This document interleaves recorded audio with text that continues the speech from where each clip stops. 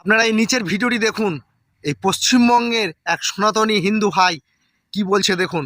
শেষে আমি কিছু বলছি। আজকে আমরা হসপিটালে গেলে কার রক্ত? মুসলমানের রক্ত। আমার ছেলে অসুস্থ হলে দেখতে যাই।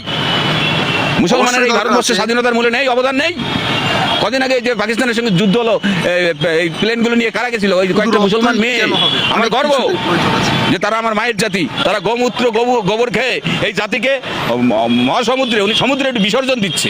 ভিডিওটি আপনারা দেখে কি বুঝতে পারলেন?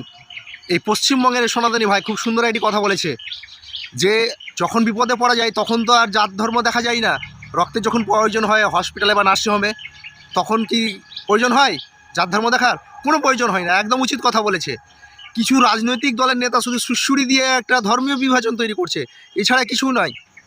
হ্যাঁ, একজন মানুষ বিপদে পড়বে আর একজন মানুষ তাকে সাহায্য করবে, সহযোগিতার হাত বাড়িয়ে দিবে, এটাই তো মানবিকতা। কি বন্ধুরা, কথা যদি সঠিক মনে হয় অবশ্যই কমেন্ট বক্সে আপনার মতামত জানাবেন এবং ভিডিওটি আপনার বন্ধুদের দেখার সুযোগ করে দেবেন। দেখা হচ্ছে এর পরের ভিডিওয়।